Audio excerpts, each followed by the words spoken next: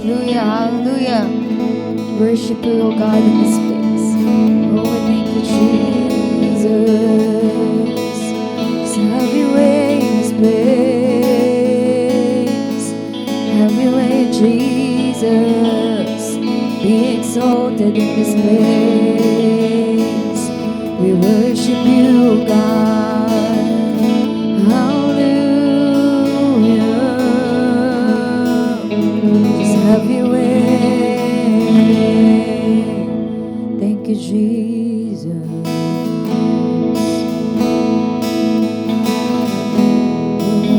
Worship you. Just have your way. Be exalted, God.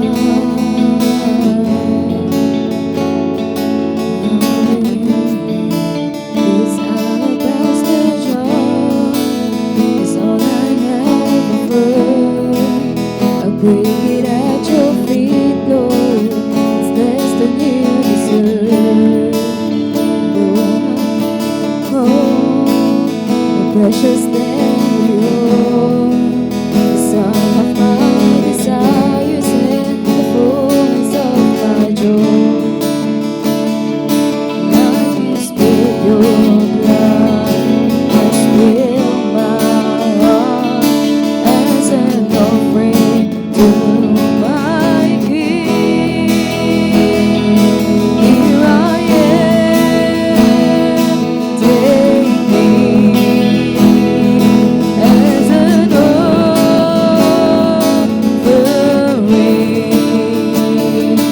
Here I am, giving every heartbeat for your glory. Take me.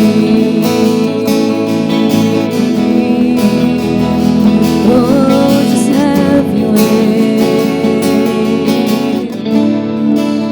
This time that I have lived is all I have offered.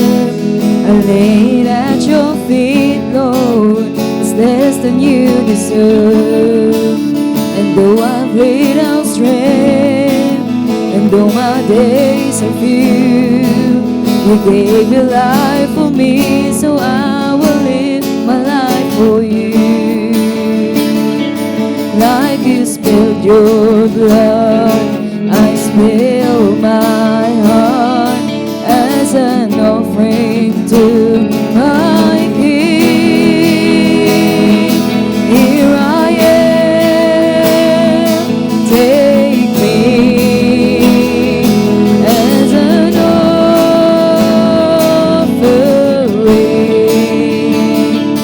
Here I am, giving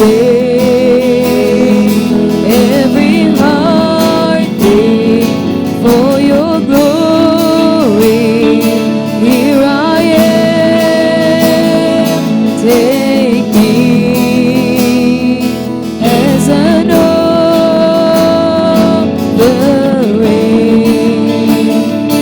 Here I am, giving every heartbeat for your glory. Take me. Oh, just have your way. This time that I have lived is all I have offered. I lay it at your feet, Lord. It's less than you deserve. And though I've little strength, and though my days are few, you gave your life for me, so I will live my life for you. Like you spilled your blood, I spill my heart as an offering to my King. Here I am, take me as an offering.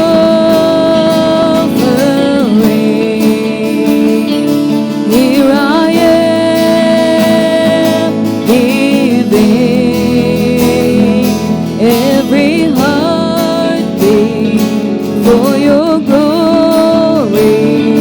Here I am, take me as an offering.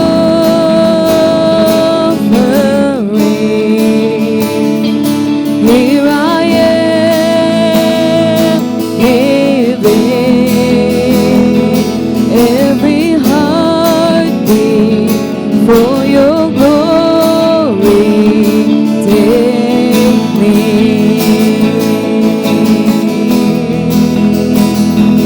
Oh, just have your way, Jesus. Worthy, worthy, you are worthy, worthy are you, Lord.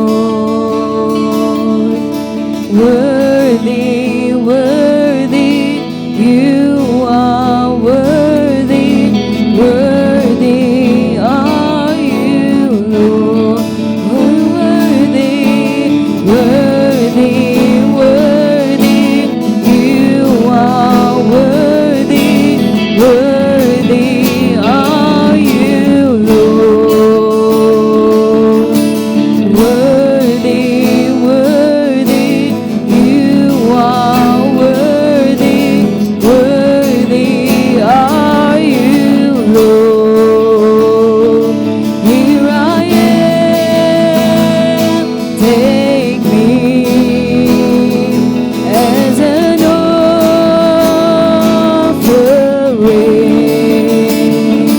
Here I am,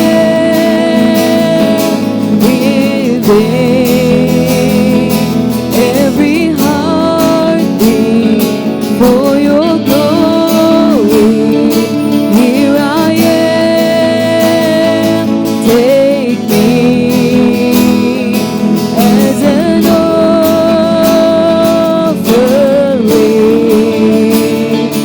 Here I am, giving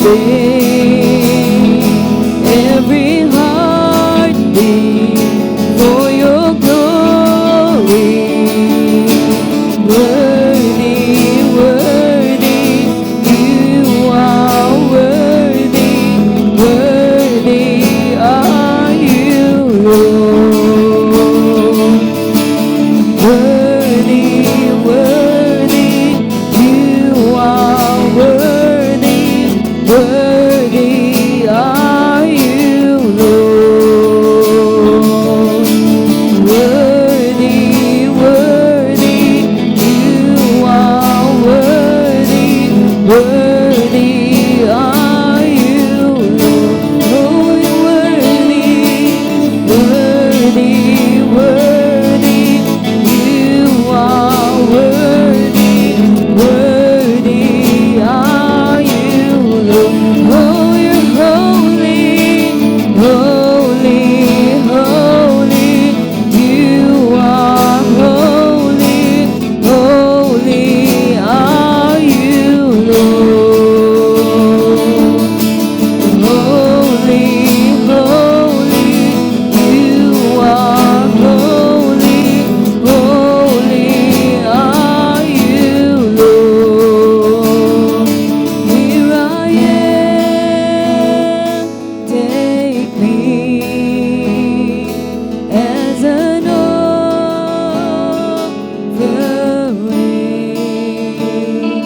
Here I am, giving every heartbeat for your glory. Here I am, take me as an offering.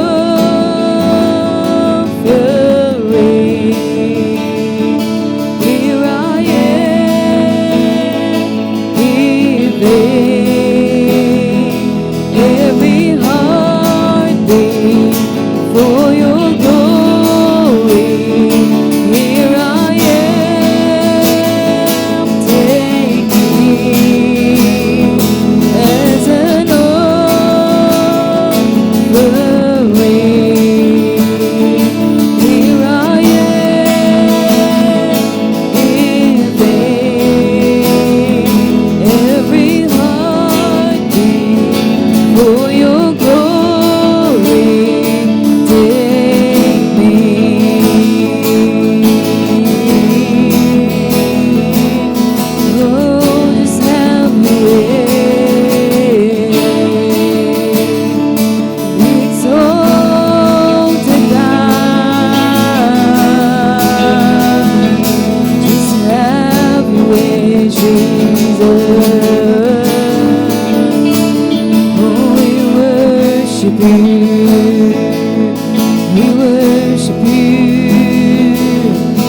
exalt your name, Jesus.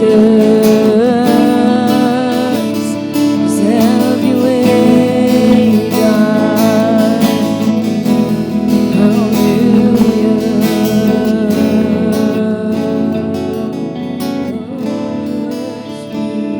Hallelujah. Jesus. You're worthy, you're holy.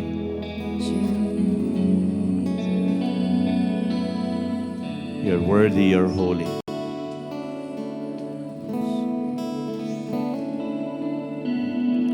And as we come to you tonight, Lord God, let it be that it is always more than a song.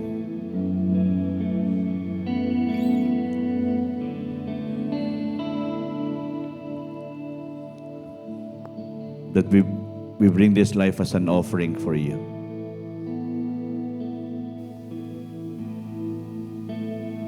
That we will never be satisfied with just a little of you in our life.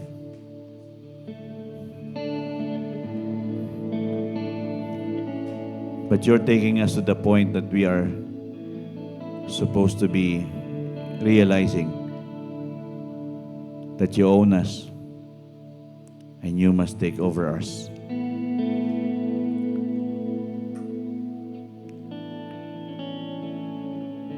That in our heart of hearts, there will be no reservations. If we say we love you, we do give this life to you.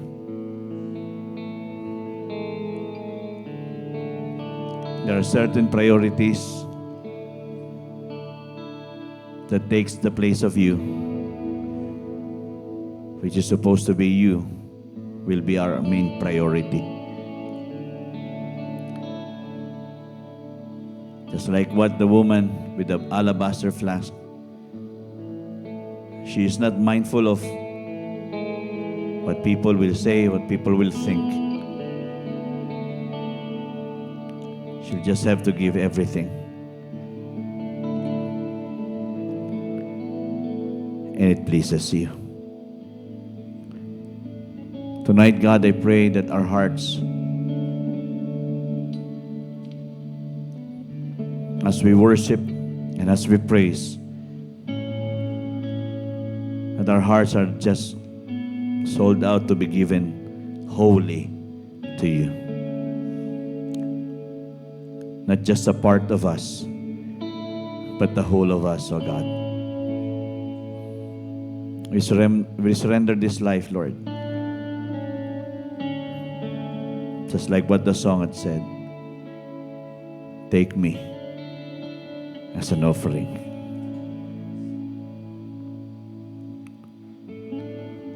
Because life will be meaningless without you. Life will never be complete without you.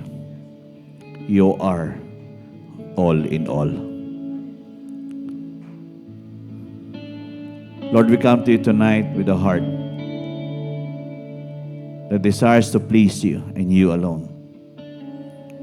We are not designed to please men. We are designed to please you. As long as we are giving a smile to your face, as long as we honor you, as long as we are yielding everything unto you, God, we know we are in the right place, the right moment.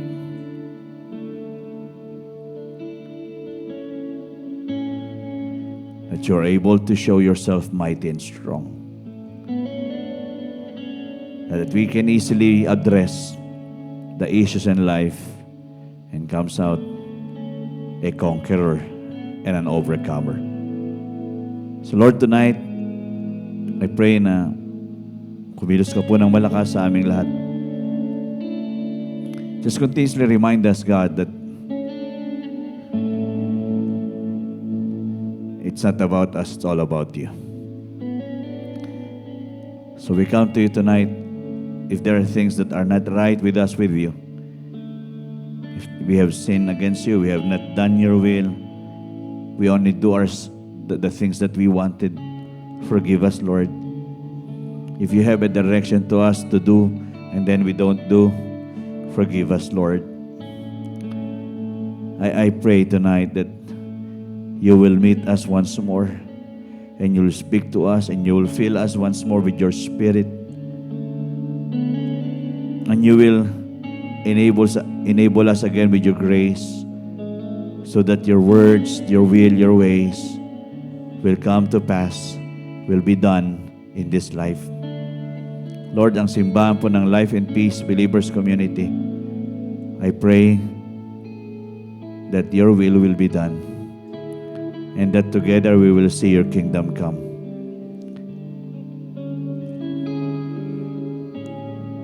That the praise and the honor only belongs to you. You're the only center of everything here. And we purpose in our hearts na ikaw lang talaga mag-glorify sa gawaing ito. Lord, continuously work, strong work po sa buhay at pamilya ng bawat isa sa amin. Salamat, Panginoon, kasi you're revealing yourself to us, who you are. We know that it is not, and it's never complicated to know you. It is just the yieldedness that we can really give to you will determine our increase, our advancement, our maturity, our growth. So Lord, I pray that in this church you find people, all of us, humble and submitted to you. Salamat, Panginoon. At alam namin, magbubuhos ka ng mga bagay na mamamangha kami. Makikita namin ang malakas mong pagkilos. At kung ano man yung dinidesire ng hearts namin, Lord, makikita po talaga namin ito. It will be manifested. It will be so tangible because it is your power that is being displayed at work in our lives and in this church and our families as well. We thank you for such a wonderful time together. We honor you and bless you. We worship you, praise you, glorify you, lift you high, exalt you, adore you. You're amazing, you're wonderful. You are worthy, Lord God, of all the praises and honor. Thank you so much for such a wonderful time. Spirit of the Lord, be free to move in our midst. And we know, even the prayer time, the time that we can gather and pray, we know, Lord God, that answers are there. It will be very evident, and we will enjoy it. What an experience and testimonies that we will just have as we see your greatness and your might being done in our lives. We bless you. You have blessed this church. You have blessed every one of us. Have your way tonight, O God. Be free and be strong in moving and working in our heart of hearts. We give you praise. We give you all the honor and all the glory. In Jesus' name we pray. Amen and amen. Amen. Hallelujah. Well, good evening sa inyong lahat. At welcome sa midweek service. And just go around. Batiin po natin ang isa't isa. At pagpalain ng bawat isa.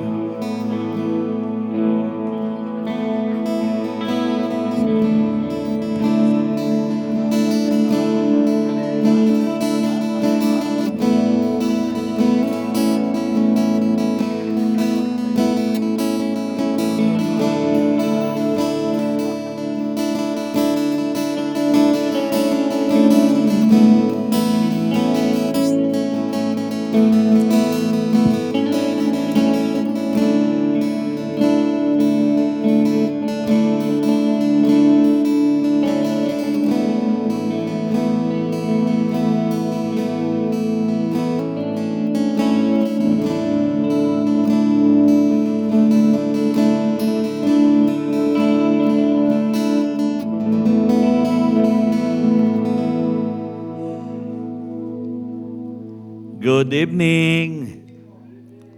Nice to see wonderful faces in the house. Praise God. Well,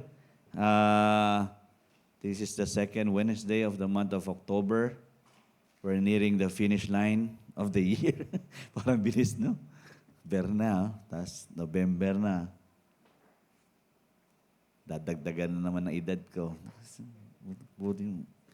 At least, at least matagal ko pang nararanasan yung pagdagdag ng edad ko. Kayo, nauna na kayo eh. Pasensya na kayo ha. Pero may isa dyan. Kailangan magpauga. Lapit na, sis? Okay, so praise God for sa mga ginagawa ng Panginoon sa ating simbahan. Actually, I don't know if you have been so observant sa simbahan natin. Na yung theme natin for the year, but ang nakikita ko, this is just taking place in the life of everyone, that we are becoming aware. Am I really fit for this? For the kingdom of God? Sabi nga Panginoon, whole year round, we are talking about kingdom principle, kingdom citizenship, ngayon, kingdom living. And I know we are supposed to be aware of the culture of the kingdom. Tama? Yung kultura ng kaharian ng Panginoon. Kasi even though nandito tayo sa lupa, we are supposed to be operating this life according to the culture of the kingdom. Kumbaga, dito pa lang, nagsasanay na tayo na alam kong hindi ganun kadali. Talagang when the rubber meets the road, ito na yung mga katotohanan na ikaw ay sasalang at hindi matatapos ang pagsalang mo hanggat hindi mo na mamaster. At alam naman natin hindi natin mamaster. But at least we know how to fight the good fight of faith. Di ba? So ang sarap po ng ganitong dinadala ang simbahan doon sa mga kapahayagan na alam kong, I don't know about you, but these are something new to me as well. To which I am being stretched by God to do such a thing for His kingdom, for His glory. So, masarap po na tayo po ay na-expose sa gantong mga katuruan.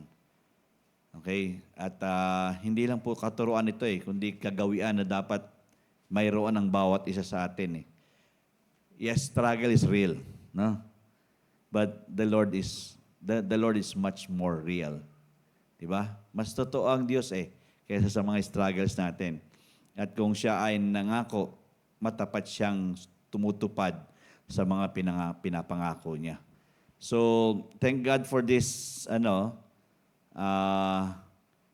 month kasi this will be a preparation for the next month of our new year sa LPBC. Akalain niyo yun, mag-aapat na taon na tayo. And I'm grateful to the Lord. No? I'm not being nagko-compare sa mga simbahan, and I don't like that. But people, when pastors are talking, they are just so concerned with numbers. No, they are so concerned with numbers. Meron isang simbahan ditong katabi tayo, 25 taon na anibersaryo. Yung kasama naming mga pastor doon ay 34 years in the ministry. Yung nandoon sa malapit kay Ladyo, 34 years na siya. So tapos, yung kinabibilangan ko sa Laguna for Jesus, they have celebrated 39 years in the ministry. And we are only 4 years. And sa 4 na taon, sabi ko, Panginoon, ako proud ako talaga kay Lord Siyempre, pwede kang magyabang kay Lord, no? Kasi siyang gumagawa, hindi ikaw You just need to let God do His work. Meaning, ikaw na nakakatch ng kanyang kalooban na ang part mo ay magtanim at magdilig, gawin mo. Huwag kang titigil doon. Kung yun ang sinabi ng Panginoon, magtanim ka, magdilig ka, and the Lord will cause the increase. So, ang sarap po na sa simbahan natin, I believe we are all increasing. Amen? the numbers actually have already increased. But again, the Lord is the one who is determining who belongs to that number. Di ba? Sa book of Numbers, particular si Lord sa mga bilang. Pero again, ang numbers niya ay talagang yung somehow talagang kanya. As in talagang pag hindi kanya, hindi kanya binibilang. No? Naintindihan niyo ba yung yung kwentuhan sa aklat ng numbers, ng bilang? Kumbaga, ang binibilang niya lang yung kanyang-kanya. As in, pagkaaway ka, hindi ka binibilang. Right, it's estimated ang kalaban, 10,000. Pero yung mga sa kanya ay thousands of thousands. Sa kalaban, 1,000. Pero sa kanya ay thousands of thousands. So, the generations are, kumbaga, nagre-reproduce, nagmumultiply. And I thank God for this church. I know the goal or the vision that God has brought us, that we are here to go and make disciples. We reproduce people who will love the Lord, who will serve the Lord, who will go all the way with the Lord. Again, it's not a perfect life, but a fighting life that assures we will always overcome and come out victorious. Yun lang ang ating anandihan.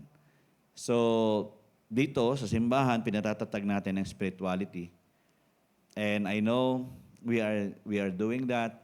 And I'm praying, God, let the Spirit, the strong work of the Holy Spirit be so evident sa buhay po ng bawat isa that there will be always a snap.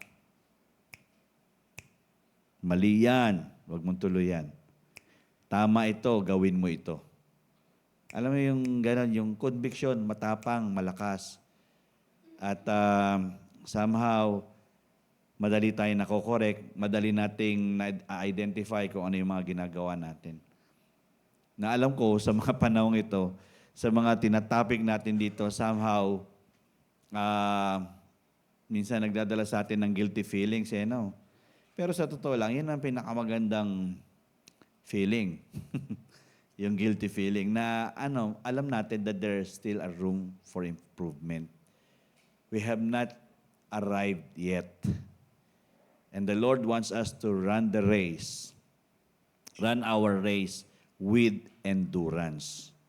Di ba? Yan naman ang gusto ng Panginoon because there is a prize that is awaiting those who run the race with endurance and those who run the race according to the rules.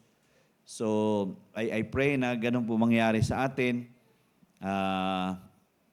Talagang hanggang sa pagdating ng Panginoon, na-address natin yung lukewarmness. Di ba? Ayaw ng Panginoon kasi ng lukewarm eh. At least kung magiging malamig, malamig na lang. Pero siyempre, ang goal natin maging mainit. Na kahit na pinipilit tayong gawing maligamgam at malamig, pinagpipilitan pa rin natin, magiging mainit ako. Kahit na parang ayaw mo nang uminit, pero magpapainit ka pa rin. Alam ba yung nagkakaroon tayo ng push? And it's not our working. Again, it's not the flesh. It's the Spirit of the Lord. So we are thanking God for this. And as we move forward to another year, expecting for a greater one. Not the same year we have and we had before. Alam niyo yung sa usapan namin, di ba minsan ang mga simbahan magagaling sa paggawa ng team? Totoo po yan. Sa mga evaluation namin sa mga pastors. Okay, ito ang team natin. Last year, ang naging team natin ay Unity in Faith. Na-achieve natin. Sabi ko, praise God, Unity in Faith. And if you were with us, sila at Tinanel yung nandoon kasi nakapunta. Siya si Ate Melissa during that time sa anniversary ng BPM doon sa Victory. Talaga namang achieve kasi sabi ko nga sa opening remarks ko, nandiyan yung mga Baptist, yung mga Methodist, tapos Evangelical, Pentecostal, di ba? Sabi, taon-taon nga sila, meron diyang mga comical, tsaka critical. Sama-sama, nabuo din. So, pinagbuklod-buklod. Now, this is a much challenging theme na ibinigay ng Panginoon sa BPM. Sabi ko, hindi aksidente na ang ating theme for the year na napapasok ay Together We Accomplish More.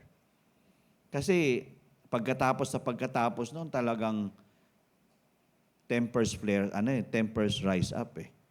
Alam niyo yun talaga pag ang demonyo, siyempre ihadlangan ng demonyo yung katotohanan na inibinaba ng Panginoon, inihayag ng Panginoon. So, sabi ko, nagsisimula pa lang tayo sa panibagong taon natin. Parang bumabasag na.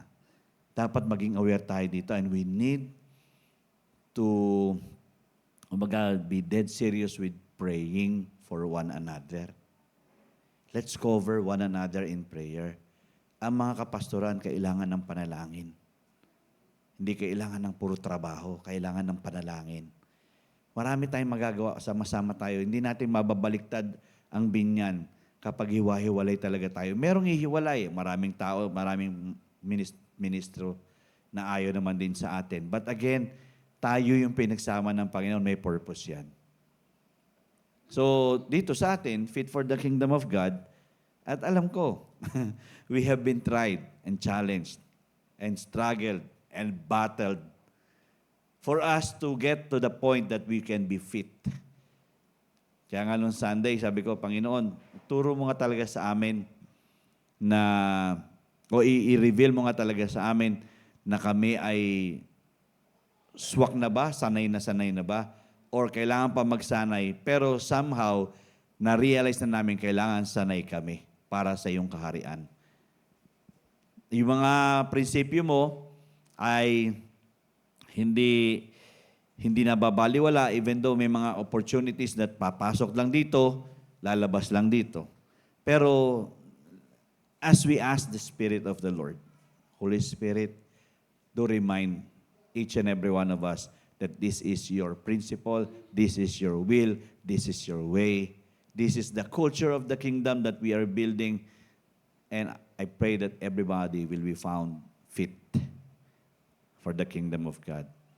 Kagabi lang sa ating prayer and fasting na online, siyempre may mga antay, siyempre may mga question marks tayo with regards sa mga pamamaraan ng Panginoon, yung mga prinsipyo ng Diyos.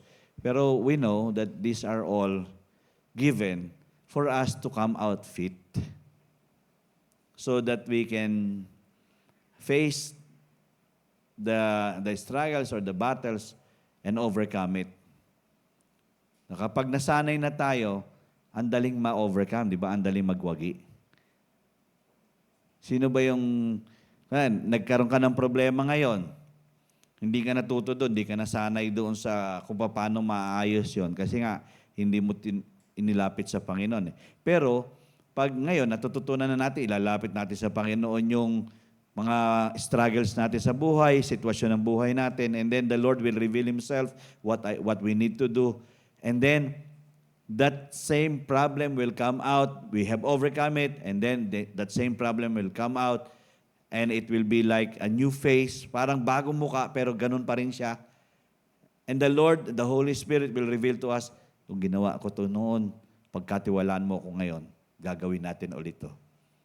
Di ba? He can do it again. He will do it again.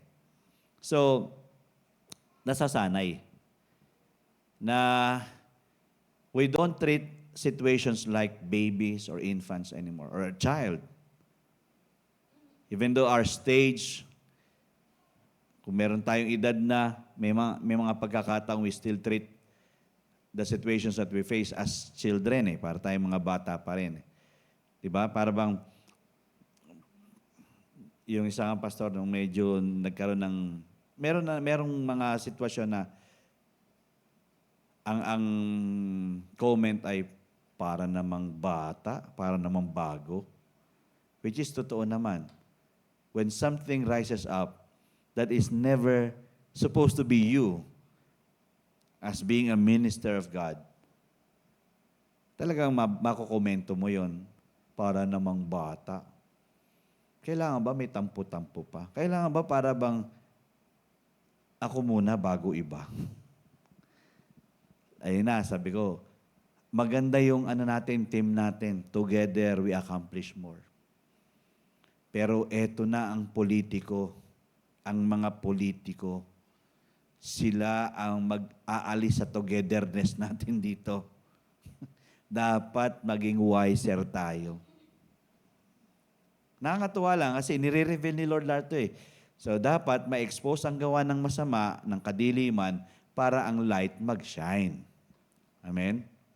So, mainam na itong mga bagay na to ay dinadala ng Panginoon. Situational, but we know now how to address. Na-address na natin yung sitwasyon. Yung katawan natin, nagkakasakit talaga tayo. O di, i-address ni Lord yan. O, gawin mo to. Paano kita i-sustain? Susustain naman kita eh. Hindi kita i-sustain ng medisina. Meron akong gagamitin. Oo, gagamit din ako ng medisina sa'yo, pero it's not the forever thing for you. Diba nga, ang word ng mga doktor eh, pag nagme-maintenance ka na, habang buhay ka na magme-maintenance. Tama, no? Pero, yun yung somehow nadadivert na yung faith mo na baka hindi kaya ni Lord na i-maintain ako. Kaya magme-maintenance na lang ako. Yan yung mga options ba? Naintindihan nyo? Na medisina, wala namang masama. Dinala rin sa atin yan. Pero it doesn't mean that we are supposed to be dependent on that. Because God can and God will bring the healing. And no doubt about what the Lord has already spoken, that I send my word and heal all your disease. I am the God who heals. So hindi po nagbabago yun. Ngayon, gaano natin pinananiwalaan yun. Kaya pag fit tayo, alam natin address ang sitwasyon natin sa pangangatawan natin, sa kaperahan natin, sa relationships natin. We don't overreact. And at times, salamat sa Panginoon kasi sabi ko nga, may mga pagkakataon ako rin, I fall into the trap eh. Si Salen, pagkasama ko, minsan, alam mo ba yung na-stress ka ba sa paligid mo, tapos katabi mo asawa mo, may stress din yan eh. Pero pag kumilos ang Panginoon, tinatanggal niya yung stress. Ibig sabihin, gagawa siya ng paraan, magagalit ka, tatapikin niya na lang ako, alam ko na. At least, alam mo, sabi ko, nagsosorry tuloy ako kay Lord. Sorry kasi parang nag-pop up na naman yung temperament ko. Again, tingnan mo kung paano kumikilos ang Panginoon. You have been given the wisdom to address situations. And kung malayang nakakilos ang Holy Spirit, yung may snap eh. Alam niyo yung snap na yon, yung, tapusin. But gagamitin mo sa asawa mo. Sabi nila the second Holy Spirit. But again, they are not the Spirit, the Holy Spirit. They are just the one na nakaka-detect ng mga ganon. So, a snap of it, and then you make yourself free. And that is the portion of everybody, freedom. So, mainam po na talagang we become more aware, more intimate. Yun nga, nagbababad tayo sa Panginoon, sa salita niya, sa Holy Spirit. Kasi hindi rin po tama na may kilala kasi ako na puro Holy Spirit, walang word. Yung meron namang puro word, walang Holy Spirit, hindi rin balance. Pag may word ka, dapat alam ng ang Holy Spirit nagko-confirm ng word. Ibig sabihin, yung kay David Diga Hernandez ba yun, yung sabi niya, who is the Holy Spirit to you? It's Jesus Himself eh. Kumbaga, you have known Jesus within you, deeper in you, because of the Holy Spirit. Kasi siya nag-introduce sa atin kay Jesus ng mas malalim eh. So, yun, hindi ka naiwalay sa word niya. Nakakatuwa nga kasi sa devotion, alam kong nakakaumay yung mahabang babasahin eh. Di ba yung pinag-uusapan natin kagabi? Naku, pag nakita mo pa lang yung may Bible guide dyan eh. Yung A Day and Night with the King. Pag nakita mo, naku, tatlong book na nga, tapos mahaba pang babasahin, lalo na pag gabi. No, ilang chapters. Tapos, sabi, may honest naman, hindi ko naman talaga maunawaan, no? Hindi mo naman kailangan talaga unawain eh. Kaya kailangan mo lang magbasa, magbabad, kahit hindi mo maunawaan. Hindi naman sinabi ni Lord, maunawaan mo yan automatically. Hindi eh.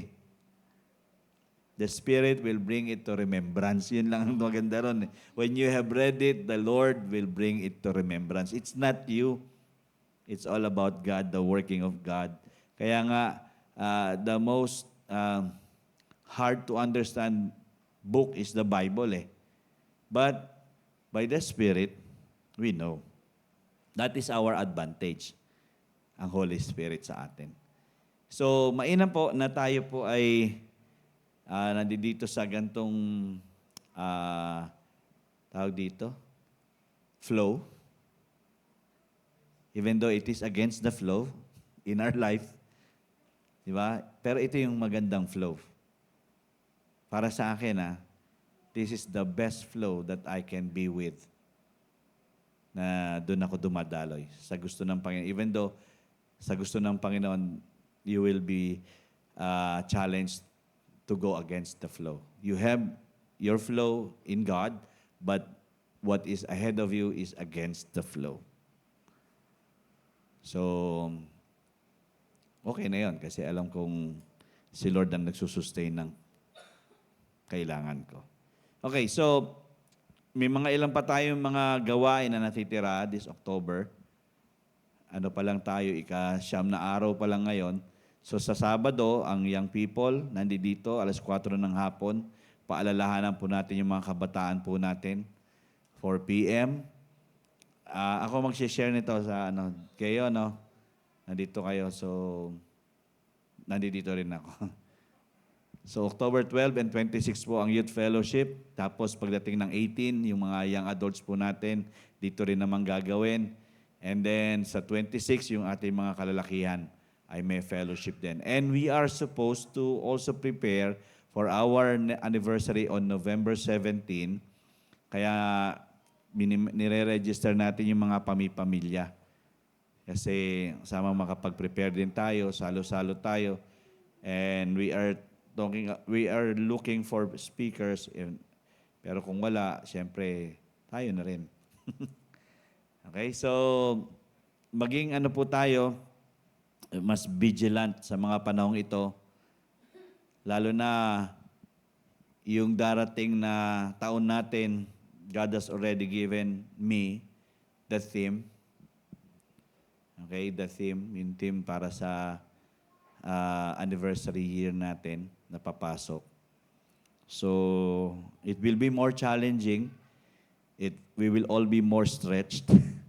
Yung pinaka doon mas lalo tayong ma-stretch. Pero it's not hindi po natin gagawin to na parang hininog sa pilit, kundi po proseso rin po natin. And then we will surely see that we are really shining in the end. That the church that God has birthed here dito sa LPBC ay na-fulfill yung purpose ng bawat isang mananampalataya at pamilya. Okay, hindi lang po yung mga adults, kundi yung mga next generation na hawa. Okay? So, this evening, I will continue with what I'm sharing with regards to kingdom living. Ngayon po, ito po ay yung pang-apat na series ng kingdom living. Naka-on na ba siya? Okay na.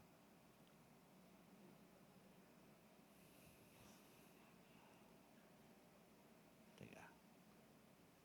Babalik ka?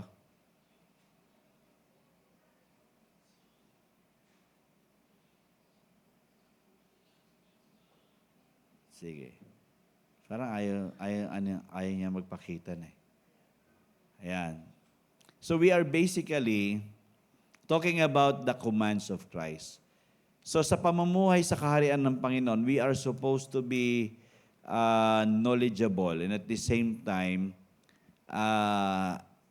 kumbaga identified natin kung ano yung mga pinagagawa ng Diyos sa atin. Okay, so dead serious si God na makatch natin kung ano yung mga pinaparating niya sa ating instructions at commandments.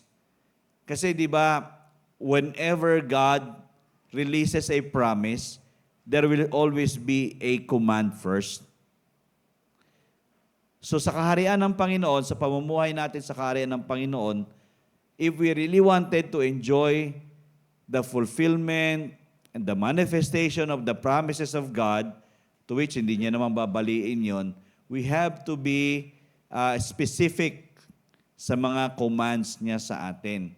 So last Wednesday ay pinag-usapan natin ito. Okay? Yan. Ito yung aking intro last Wednesday. Ito rin ang intro ko ngayon. The life of the kingdom cannot be lived through the flesh. Okay, ulitin ko The life of the kingdom cannot be lived through the flesh.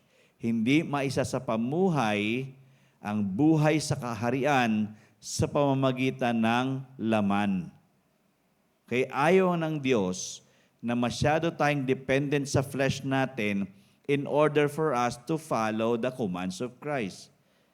Again, magiging mga reliyoso tayo, lalabas tayo mga Pariseo, Saduceo, mga Eskriba, mga taong nasa tradisyon at pagano. So, ang gusto ng Panginoon is that we take the life of the kingdom in the Spirit. Kaya nga, favorite ito ni Kuya Loy, itong verse na to. Zechariah 4 verse 6.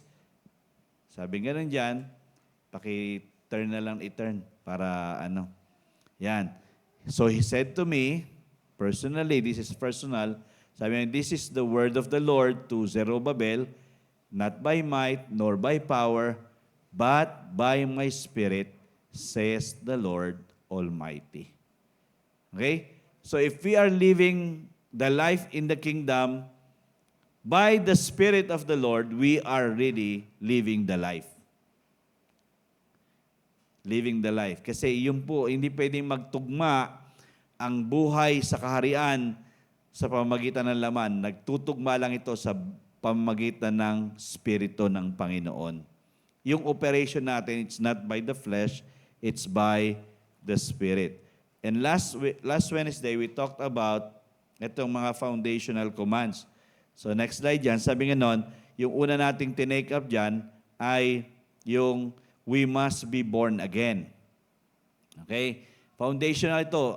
Ang utos ng Panginoon, lahat tayo kailangan mapanganak muli. Okay? Ang pinapanganak muli ay hindi po ito minamana. Ito'y personal na pagdedesisyon na ikaw ipanganak muli kasi maraming tumatanggi, di ba? Pero ang sabi ng Panginoon, kung gusto mong maging kabahagi sa kaharian ng Diyos, ikaw dapat ay maipanganak muli. Kaya sabi ni Nicodemus, paano ako may papanganak kung ako'y matanda na? Sabi niya, you can be born of water, but you are supposed to also be born in the Spirit, of the water and of the Spirit. So ang gusto ng Panginoon, ma-born again. Again, nung pinag-usapan natin ito, sabi ko, ang pagiging born again is never automatic.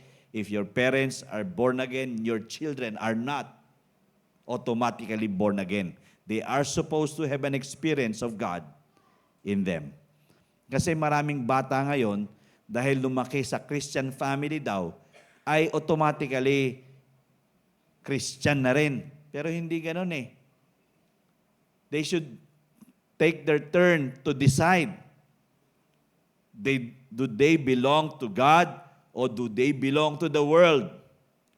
So being born again is not so automatic na kapag ang parents ay born again na yung mga bata. Hindi po. Kaya nga, ang responsibility natin sa ating mga anak ay assure natin sila ba'y born again talaga. Meron ba silang relasyon sa Diyos? Baka mamaya ang pinapahalaga lang nila ay relasyon natin as a family. But ang relasyon nila sa Panginoon ay zero as in zero. They should have that pull, yung hatak na dapat sa Panginoon din ako. Kung nakikita ko yung mga magulang ko na nagpupursige sa Diyos, dapat hindi maging, kumbaga, hindi sila parang naumay, kundi magkaroon din sila ng desire. Nagnanais din na sila'y maging kabahagi sa pamilya ng Panginoon. Kaya tayo, mga magulang, we should really take time to assure our children. Ma-assure natin yung mga bata, mga anak natin na sila ba ay talagang tumanggap sa Diyos. Baka mamaya tayong pupunta ng langit, sila hindi. Diba? Nakakalungkot yun. As early as kung mga bata pa yan, pag nakakapagsalita na yan, instill in their hearts and in their mind, in their life, Jesus must be first in them. They should choose God in their life. Kasi ngayon, ang kalakaran ngayon, para bang minomold natin sila sa future life nila, di ba? Gusto natin sila yung maging doktor, ininyero, pero dapat maging Kristiyano muna, mananampalataya muna. Dahil they cannot really achieve so much in life without God.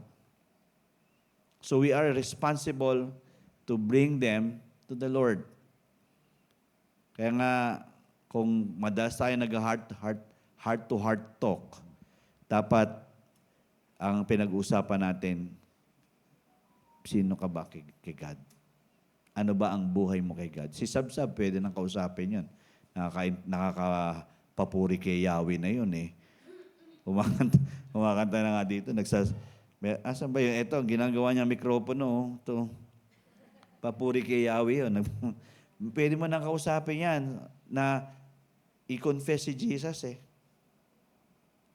Diba? The more that they confess Jesus to be their Lord, somehow, the Spirit of the Lord has leeway to really bring them to experience God in their life. Bata pa lang, na-expose mo na. Alam niyo yung mga bata, yung mga anak po namin, ganyan. Even though may difficulty kasi nauna kong simba ng simba, no? Tapos isa rin ang nagbibit-bit. Minsan nung nagsisimula kami sa San Lorenzo, tama yung sinasabi ni Salen, ang bahay namin, ang layo-layo sa terminal ng tricycle. Ang layo na lalakarin, around 10 minutes ba yun? Lalakad ka doon sa creek. Mula doon sa baba, tapos papanig ka, medyo paangat pa ng konti, bibit-bitin niya mga bata. So we just don't expose them in a Christian community. But we talk to them about their personal encounter with Jesus. Na siguro naman, kita nyo naman, hindi naman umaalis sa pananampalataya ito. May mga ugali. Lahat naman tayo may ugali. Pero, you know, na they will stick to that culture. They will embrace the culture of the kingdom. They will not leave it behind. But they will keep on moving towards the goal of just pleasing the Lord in their life. So, born again. We must be born again. Yan ang command ng Panginoon. Dapat alam natin yan. Lahat po ay dapat magkaroon ng muling kapanganakan. Pangalawa ay we need to really learn to repent and believe the gospel. Meaning this is faith. This is purity. Purity and faith must go together. Kasi if we have done something wrong, we must be honest enough to come to the Lord and ask for forgiveness. Kasi minsan, we try to justify what we do, di ba? Ay, Lord, kasi naman na-trigger lang ako doon sa kapitbahay ko, kaya ganito naman ang reaction ko. Hindi. We must learn to, if the Holy Spirit is bringing conviction, the Holy Spirit will bring us to repentance. Hello? Pag nandoon ng conviction ng Holy Spirit, nire-reveal yung kasalanan eh. Umali yan. So you just go back to the Lord and ask the Lord for forgiveness. And then, we need to believe the gospel. When God said this, we should believe this. God said it, and I believe it, and it is supposed to be settled. So, purity and faith. And then, number 3, yung last Wednesday, live by God's every word. We have talked about our daily devotion. But again, we don't want to be so legalistic with this. But we want us to make a habit, a lifestyle in us. That we are not supposed to be a stranger. Hindi tayo estranghero sa sinasabi ni Lord sa atin. Kasi di ba minsan, ito sa amin, sa mga kapastoran, ang pinag-uusapan minsan doctrinal eh. Pero again, we are not supposed to be so doctrinal. Ang gusto ng Panginoon ay living the life spiritual. So, if we live by God's every word, di ba sabi nga nun, man shall not live by bread alone, but by every word that proceeds out of the mouth of God. So, if we live by God's every word, we become more aware of what He had already given to us. Yung nga, again, pag wala tayong kaalaman sa sinasabi ng Diyos, halabira tayo. Ang kasalanan hindi natin na-identify na kasalanan. Pero pag may alam tayo sa salita ng Panginoon, nare-restrain tayo, napipigilan tayo, mali ito. Kaya nga, yung mga issue, na-catch ko lang ito during the time na, kaya si Solomon ang hiningi niya ay karunungan. Karunungan kasi, ang diskarte niya ay diskarte niya lang. Hindi siya tumitimbang. To which, na-realize siya sa sarili niya, kung ako lang ang masusunod, yung pleasure ko lang ang masusunod, ako lang yon. Pero ang gusto ko, patas. Ang lalabas sa mga desisyon ko ay patas at walang maargabyado, kundi ang tamang hustisya ay maibibigay. So, when the wisdom was given, he now knows the word. That is why in the book of Ecclesiastes, pag binasa niyo yung book of Ecclesiastes, kumbaga, alam niya kung ano mga binitawan ng salita ng Panginoon. Alam niya, tapos naiintindihan niya na lahat ng mga bagay, kung wala ang lahat ayon sa Panginoon, bali wala lang ang lahat. Vanity of vanities, all is vanity. So, we are supposed to be mindful to live by God's every word.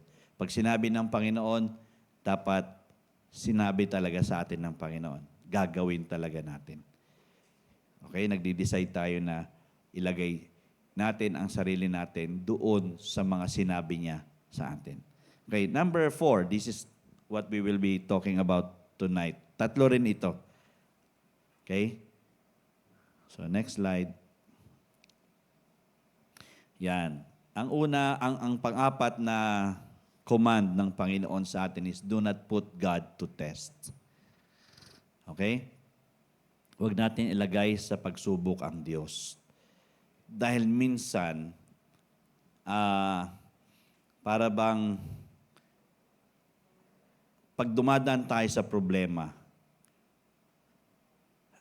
ang madalas nating sinasabi, bahala na si Lord. Hindi naman siya yung tinetest, tayo. Naintindihan mo? Kasi minsan, para bang gusto mo lang umiska po at sasabihin mo, Lord, ikaw nagbigay nito, ikaw magpapaalis sa akin dito. Hindi. Kaya ka nilagay dyan para matutunan mo paano ka lalabas dyan sa pamamagitan ng pamamaraan niya. Okay. Sige, ibaba mo yung next slide dyan. Sabi nga nun, we are not to go off in pursuit of anything, including the kingdom, and expect the Lord to bail us out. Kasi we are trying to pursue anything and everything, including the kingdom of God. Again, this is operating in the flesh, yung pag-pursue natin. And then, ang expectation natin ay isasalba naman ako ni Lord. Which is totoo naman. No doubt about na ang tinanggap natin ay Lord and Savior. Tama. But again, we are the one that is being tested. And we are not supposed to always pass the responsibility. And God is teaching us responsibility. Dalawang word yung responsibility, response tsaka ability. So meron tayong ability to respond to a situation. We are not exposed sa mga pagsubok sa buhay para i-deadma lang natin. Kundi we are supposed to come out responsible with everything that we face in life. That is a challenge. Are we up to the challenge? Kaya we don't put God to test. Ayaw natin ilagay si Lord na, Lord, bahala ka dito. Dinala mo sa akin ito. Di ikaw ang, alam mo para bang, alam mo naman nilagay ka ng Panginoon doon, pero tulungan mo sarili mo, mag-inquire tayo sa Kanya kung ano ang, kasi iba-ibang pag-treat ni Lord sa isa't isa, no, di ba? Sa individual. So the Lord will reveal His instruction personally sa atin. Kung paano natin ma-address, ma-resolve ang ating pinagdadaanan. And thank God, may mga advisors, may mga counselors, but we are not supposed to always bring it all back to the Lord. Bahala ka na, Lord. Alam niyo mali yun? Siguro hindi niyo pa alam. Ako ngayon, at least nalalaman na natin. Mali pala yun. Kasi we are putting God to test. Okay? Sa linaw ng salita ng Panginoon, makikita natin maya-maya. Next slide. Sabi nga nun, if He leads us into a risky situation, we are to enter it willingly to sacrifice everything and risk anything. So, ibig sabihin, pag pumasok tayo doon sa pagkakataong yon, dahil dinala tayo ng Panginoon doon, dapat kumbaga, naisin natin ng buong puso na humarap sa lahat ng yon at mag-take ng risk. Alam ko, lahat tayo, takot tayo sa risk eh. We always want comfort, tama? Yun yung gusto nating meron tayo. But, when God brings us there, we are supposed to be willing to sacrifice everything and anything. Darating ito sa akin, and I just need to face it. I don't need to turn my back and let my God face it. Sa'yo nga pinaharap eh. Hindi naman si God eh. Kumbaga, we all face our battles, but if we can learn to just trust God and depend God on that situation, ang gusto kasi ni Lord maging helper.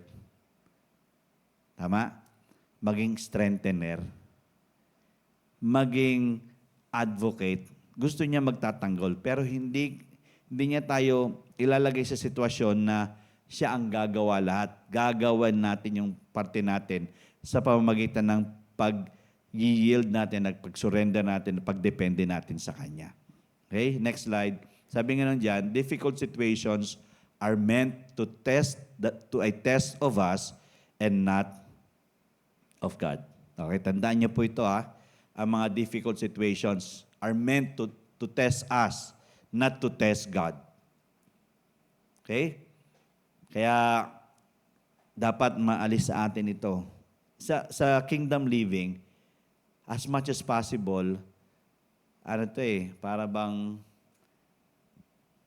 passing the ball eh. Lord, sa iyong bola, sa iyo nga pinasa eh. You need to be responsible how you will maneuver, how will you make a move so you can earn a basket, di ba?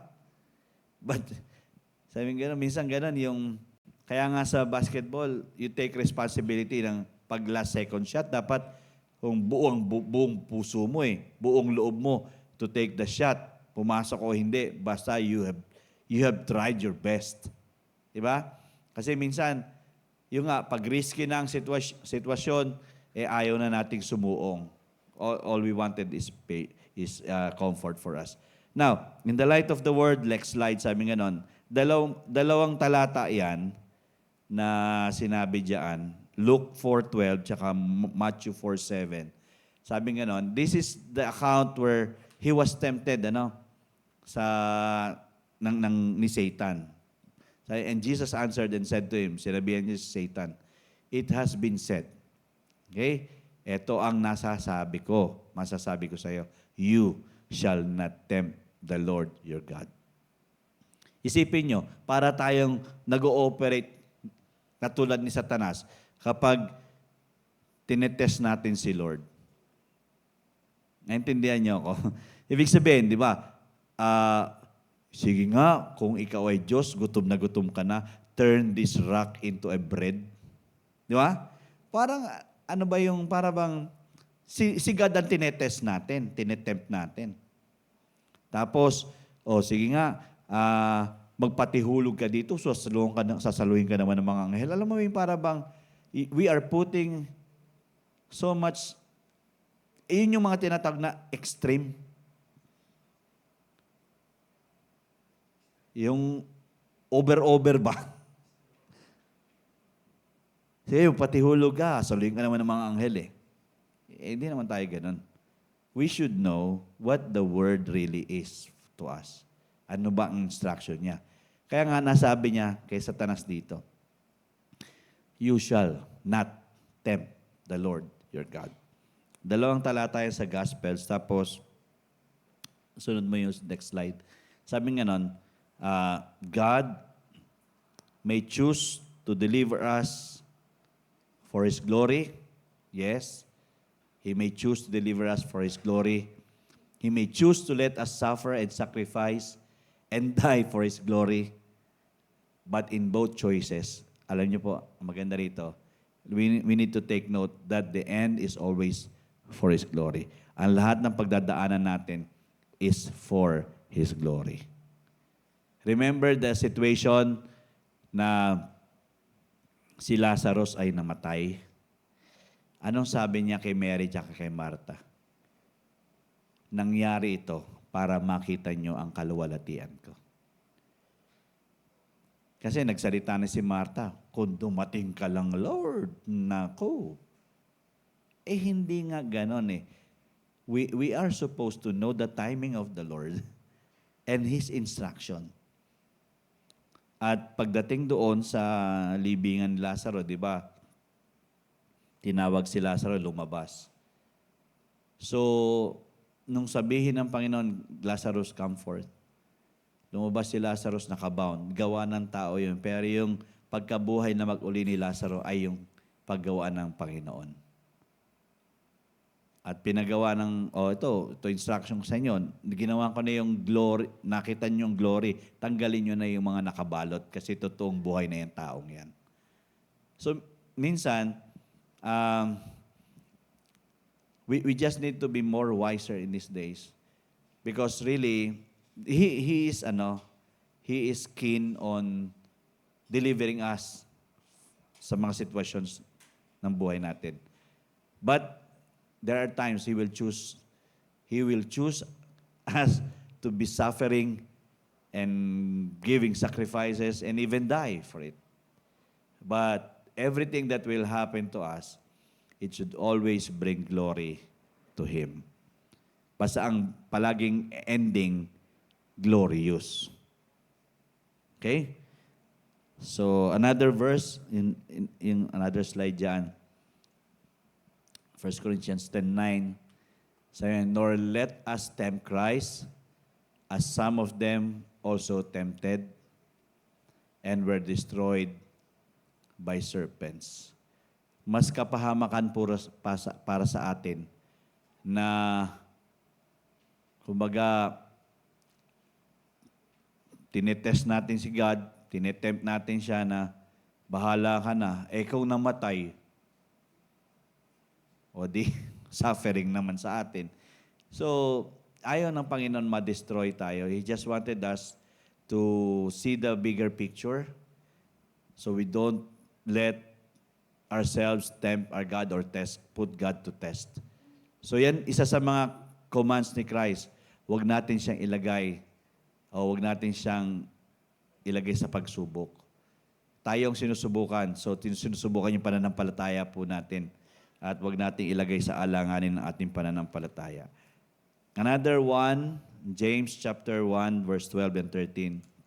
Tingnan niyo po, blessed is the man who endures temptation. For when he has been approved, he will receive what? The crown of life, which the Lord has promised to those who love him. Let no one say when he is tempted, I am tempted by God. For God cannot be tempted by evil, nor does he himself tempt anyone. So, ang gusto ng Panginoon, mag-endure tayo at maging approved tayo pag dumadaan tayo sa mga testings. Para pagdating natin sa Kanya, ay meron tayong putong ng korona ng buhay. So, pag dumadaan sa problema, lahat naman tayo, again, we are all, kumbaga, obvious naman, lahat tayo may problema. Pero lahat ng yan ay para makapag-endure tayo. Hindi yan para gumip up kagad tayo, kundi lumabas yung ating totoong katatagan. At hindi tayo mauga ng mga bagay-bagay sa buhay. Do not tempt God, okay? Yan yung isa sa mga utos ng Panginoon. And then, next is this. This is number 5. Worship and serve God alone. Sa kingdom living, alam natin ang Diyos ay jealous God. Tama? Seloso siya. Sabi nga niya, siya lang ang dapat pinu-worship natin. Which is dapat talaga. And we should always decide that in this life, we don't worship any other gods. We don't consider there is somebody higher than Him that has become our priority rather than Him. So, ang command niya is just we need to learn to worship Him alone and serve Him alone. Whatever we do on earth, ano man yung mga task po natin, pagsamba dapat ang naidudulot natin ito sa Kanya at talagang pagsisilbi para din sa Kanya. Kung kayo may negosyo, may trabaho, kung nag-aaral, o kung ano man, nasa bahay lang, we should be mindful that we are supposed to be worshiping Him and serving Him at the same time. Ano ba yung sabi sa Romans 12:1? I beseech you therefore, brethren. Diba? Ano ba yun? Ano bang beseech sa Tagalog? Nagsusumamo ako sa inyo, mga kapatid, sa kaawaan ng Panginoon, that you present your bodies as living sacrifice, holy and acceptable to God, which is what? Your reasonable service. Or in other translation, your act of worship. So, ang Panginoon, nag-expect siya ng pagsamba at paglilingkod lamang sa Kanya. Sa lahat ng ating ginagawa, ito'y ginagawa para sa Kanya. Amen? Next, tignan mo po. Ito yung mga tanong. May mga tanong dito. Sige, ilabas mo na lahat yan, bro. Yan. Una, to whom or what are we living for? Para kanino at ano ba ang ating pamumuhay dito? Pangalawang tanong, how do we decide how to spend our life, time, energy, money, and other resources? Paano ba tayo nagdidesisyon sa buhay na ito, sa oras natin, sa lakas natin, sa pera natin, o sa iba pa mga bagay-bagay? Tapos, pangatlo, what is our motive or purpose for life? Ano ba yung motibo natin, layunin natin sa buhay? If we are dead serious with our God, that we say that He is the lone one, that I desire in my heart, parang si David lang, di ba? This is my desire. Yun yung dinidesire. One thing I ask and one thing that I desire, that I may dwell in the house of the Lord that I may seek His face. Diba? That I may gaze on His beauty. So, para kanino tayo namumuhay? At sa mga desisyon natin, para i-spend natin yung buhay natin, kanino ito? Kanino natin ini-spend ito? At ano bang motibo natin? Layunin natin dito sa buhay. So in Matthew 4:10 and Luke 4:8, dalawa rin ito sa Gospels. Sabi nga nun dyan, next slide na tayo. Sabi nga nun, then Jesus said to them, away with you. Next. Parang hindi ba yan? Tama ba yan? After ng worship and serve God alone. Matthew 4:10. And Luke 4:8. Yan, okay. So sabi nga nun, then Jesus said to him, away with you, Satan, for it is written. It is written. This is what we are supposed to be doing. You shall worship the Lord your God, and Him only you shall serve. So the Lord is dead serious na si Satanas sinabihan niya eh. Tayo mga nilalang niya.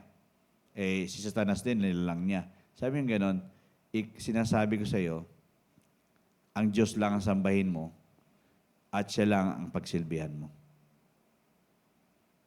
So, dapat settle na sa atin ito. Yun ang command ng Panginoon. To live in the kingdom of God, we should be dead serious in worshiping Him and serving Him alone. Yun lang. Dapat sold out na tayo doon. And number 6, the last. Yan. The number 6 is here. Make God's house a house of prayer, not making it into a market or a den of thieves. Okay? Ito yung tinatawag na ang business natin ay palaging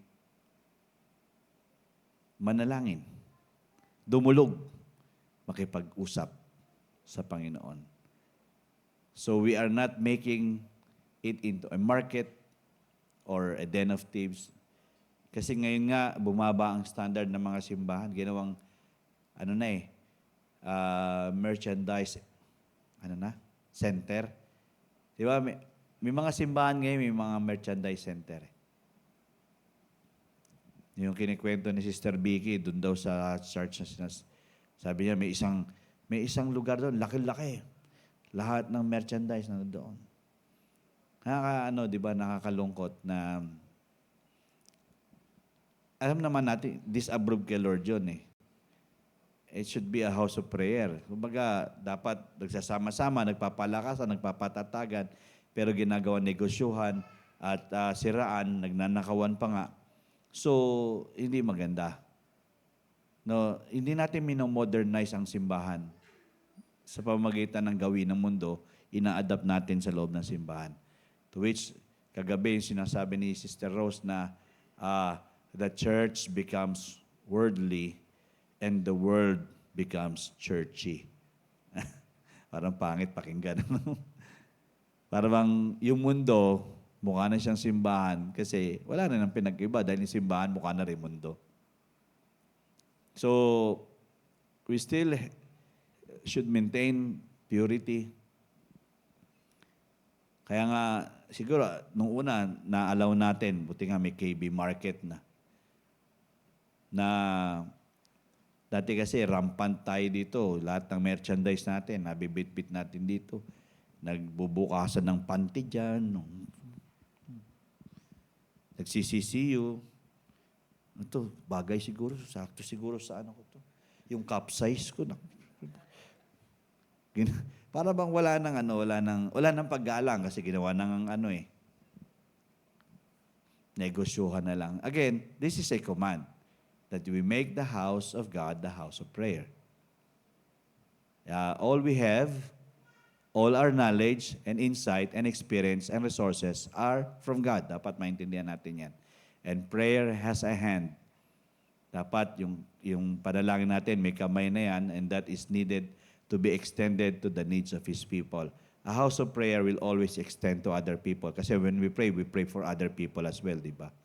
So the house should always be an avenue where people will be helped, will be strengthened, will recover, will be delivered, will be set free. So that is a house of prayer. We see that the miracles of God are coming to pass and happening in the lives of others.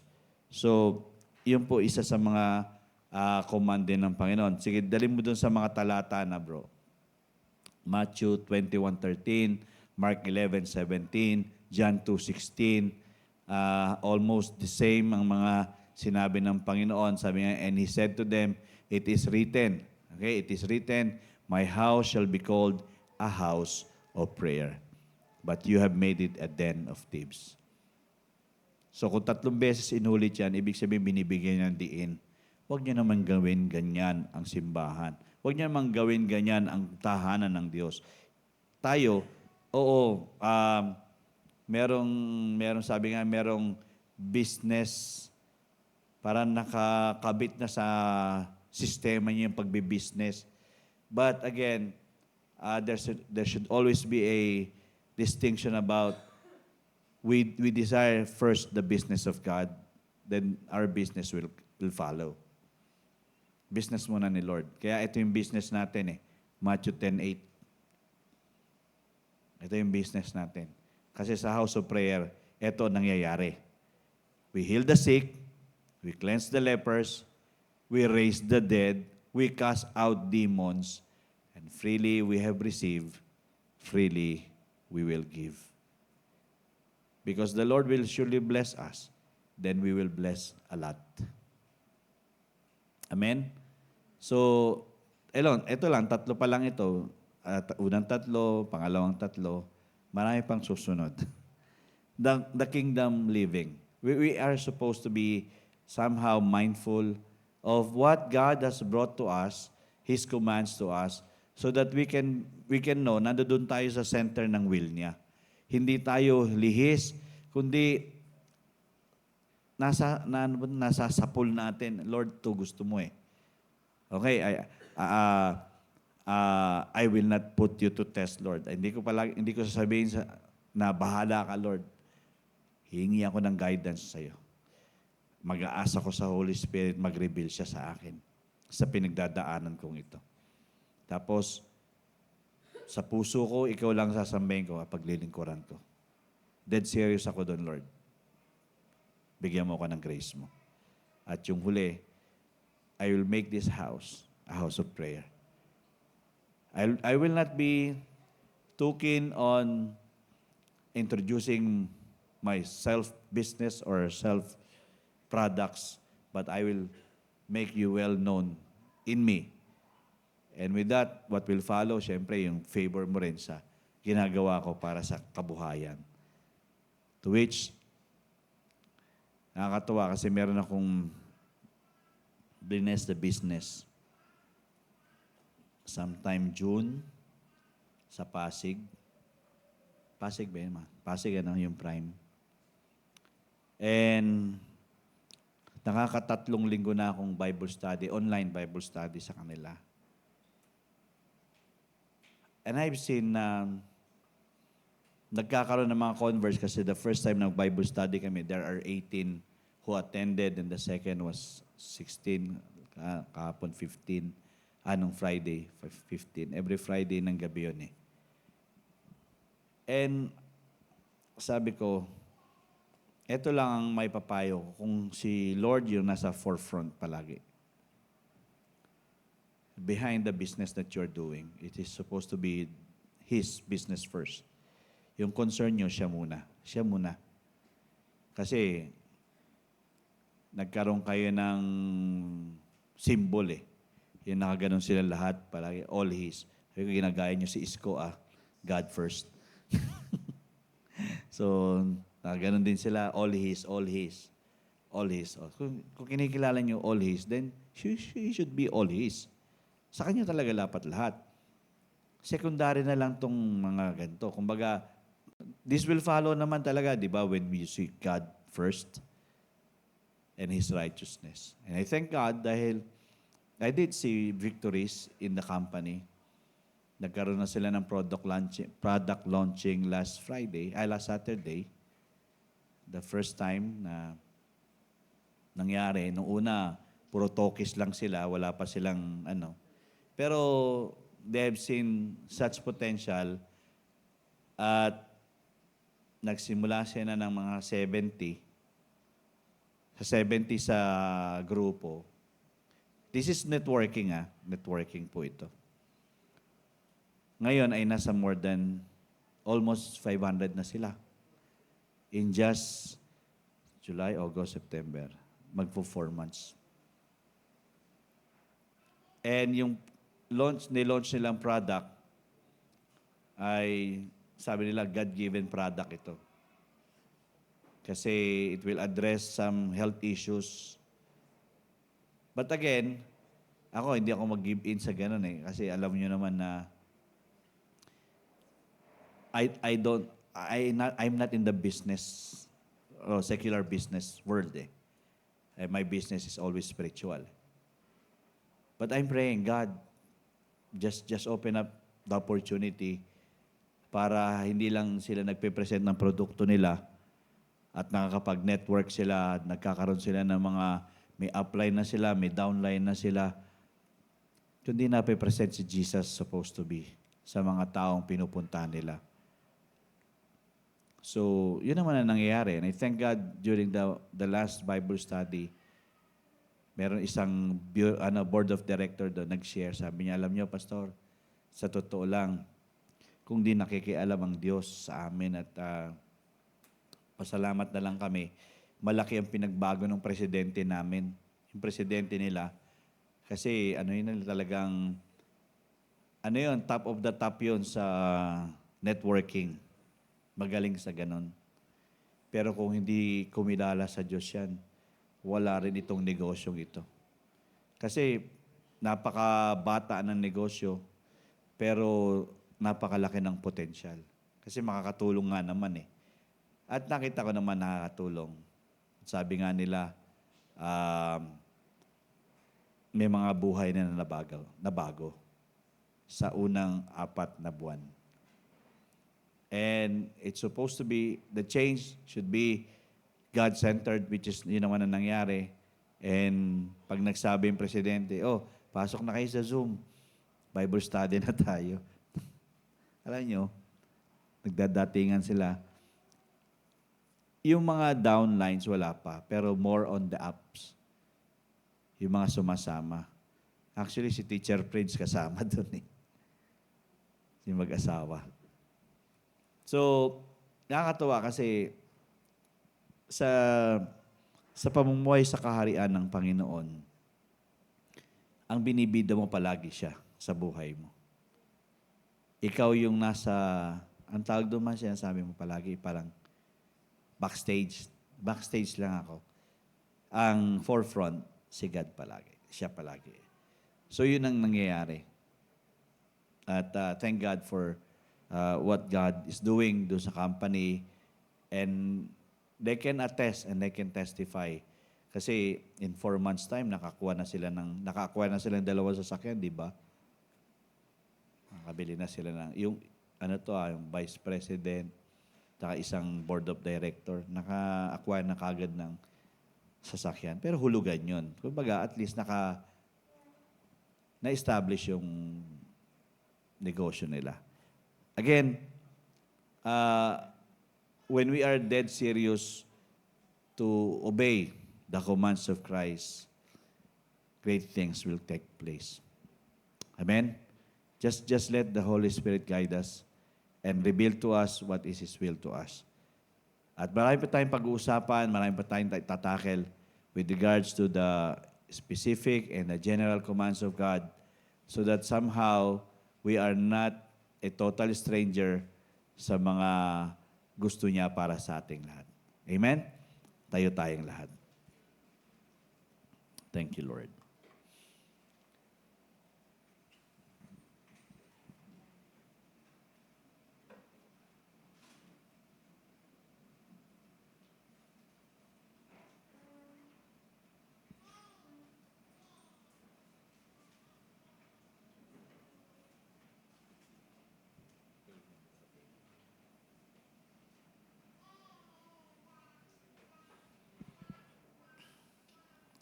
Did you learn anything? I hope na expose tayo sa mga ganitong bagay. Ibig sabihin, in-expose tayo ng Panginoon sa piling niya.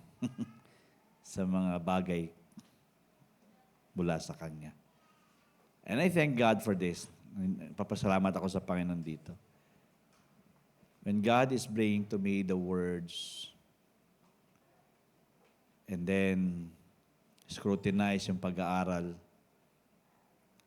ine-expose niya lang ako. Sabi niya, Nak, kailangan malaman ito ng simbahan.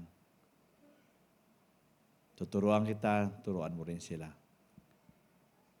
There will be struggles. And the forces of the enemy will not allow you to pursue living in the kingdom. But don't worry, sabi niya, don't worry. My promise to you is I will be with you wherever you go. And I will not fail you. I will sustain you. Ang sarap pakinggan na pagkausap mong Panginoon sabihin, susustain kita, palalakasin kita. Pag naguguluhan ka, lilinaw lahat yan. Tiwala ka lang sa akin, tawag ka sa Holy Spirit. I-reveal ng Holy Spirit yung mismong sinabi ng Panginoong Hesus mo. Tapos, pag nalalaman mo malalim yung sinasabi ng Panginoong Hesus mo, malalapit ka sa Diyos Ama, makakatawag ka sa Kanya ng maayos. Kasi di ba, yun naman ang ginagawa ng anak, lumalapit sa Ama. Kasi nire-reveal nga ng Holy Spirit sa pamagitan ng anak at kanong ang sasabihin natin sa Ama. So, ang Ama, wala siyang gagawin kundi i-grant, i-release, talagang dalhin kung ano ang mga dapat ma-enjoy ng mga anak niya. So I thank God for these teachings. It is really heaven sent. Ito'y dala ng langit dito para sa atin sa simbahan ng Life and Peace Believers Community. Let's pray po. Tayo po'y manalangin. Hallelujah. Thank you, Lord. Muli, Ama, maraming salamat sa iyo. Salamat, Lord. Napakatamis, napakasarap na kami po ay dalhin at pagkatiwalaan ng mga mas malalalim na katotohanan ng iyong salita. Alam namin sa ganang aming sarili, kung titingnan namin, i-qualify namin kami, parang hindi naman talaga qualified. But ikaw yung nagka-qualify, Panginoon. Ikaw yung tumawag sa amin dito. At hindi aksidente kung bakit ang mga kapahayagan mo'y ganito sa amin. Because we know you are trusting us to fulfill this. And fulfilling this is not by the flesh, and it's always by the Spirit, and really dependent on your wonderful grace. Nandito kami, O Diyos. Hindi naman po masasabi namin madali sumunod sa mga inuutos mo. Pero magiging magaan basta kami nagpapasakop sa iyo. Tulungan mo kami na palaging suko, palaging nagpapakumbaba at umaamin na kung wala ka sa buhay na ito, hindi kakayanin. Ikaw lang ang makakakumpleto sa amin. Ikaw lang ang makakapagdala sa amin sa buhay na talagang pinagpala at pinasagana. Lord, nandito kami ang simbahang ito. Tulungan mo kami na magbago. Magkaroon talaga ng total turnaround at transformation sa mga buhay po namin. And the things that are new, that we are receiving from you, we know, Lord God, it will manifest. It will take place because we have known it and we have not ignored it and never reject it. So Lord, take over niyo po yung mga hearts po namin at banal na Espiritu, patuloy na maging malakas ang iyong pagkilos at paggabay at pagtulong sa aming mga buhay. Maging responsable kami. Magkaroon kami ng konbiksyon sa iyong banal na mula sa iyong banal na Espiritu para maging sensitive at aware kami, na di-discern namin kung ang nilalakaran namin ay hindi iyo, hindi namin gagawin. Pag yung iyo, Panginoon, yun ang aming pupursigihin. Lord, enable us to really gain not just knowledge, but the understanding and the wisdom, so that all the ways, all our thoughts, and all our actions will always bring glory and honor to your holy name. Tonight, God, salamat sa input, sa revelations mo with regards to your commands to us, that we are supposed not to test you, not to put you to a test, to serve you and worship you alone, and to make this house a house of prayer. Let it be, God. Let it be done. That we are not just hearers, but doers of your word. And we are empowered, strengthened, and guided and helped by the Holy Spirit. And that Jesus is being lifted up in this life that we have. Salamat, O Diyos, sa pangunguna mo sa amin sa gabing ito, sa lahat ng mga drinap mong revelation. Hindi lang po ito mananatiling information, dahil ito po sa aming mga buhay ay magiging aksyon. Dahil ang biyaya mo'y sapat sa bawat isa sa amin. Thank you, God, and declaring that there will be breakthroughs, there will be victories, that there will be favors, increase, na nag-abound, Panginoon, abundantly sa buhay pong bawat isa't pamilya. Salamat, Panginoon, ang simbahan ito ng Life and Peace Believers Community will just grow and grow and multiply and multiply. And it is because of you, the center of everything. Jesus is being lifted higher. Our Abba Father is magnified and glorified. And the Holy Spirit is the one that we are being helped. We are being helped by the Spirit, and we are being led by the Spirit.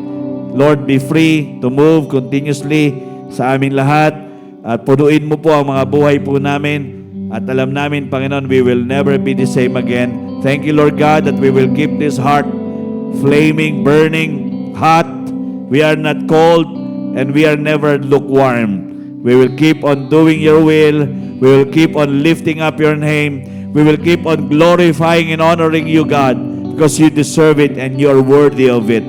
Purihin ka sa buhay ng bawat isa, and I know for sure you are releasing such supernaturals in the life of and family of every one of us here. Alam ko, Panginoon, may binabasa kang gawa ng masama sa buhay po namin, ang mga tradisyon, ang mga paganism, ang lahat po ng religiosity, lahat po ng mga practices na hindi mo kalooban. Lord, binabasag mo ito at nawawalan ng kabuluhan at bisa sa mga buhay po ng bawat isa sa amin, kundi magkakaroon kami ng mas malalim na pangunawa at pagsunod sa iyong kalooban lamang. Salamat, Panginoon, at ikaw ang mabibigyan namin palagi ng kapurihan, kaluwalhatian at kadakilaan, dahil ikaw, Panginoon, ang sentro ng aming buhay, ng aming simbahan, ng aming pamilya. Salamat sa paglago, salamat sa mga tagumpay, salamat sa masaganang pagpapala. Purihin ka sa gabing ito. All the praises and all the glory belongs to you alone. Thank you so much. In Jesus' name we pray. Amen and amen. Hallelujah. Thank you so much. You are the blessed of the Lord. You are a great blessing. Take time siguro kayo mag-pray. Just go, mag-convey. Boys to boys. Girls to girls.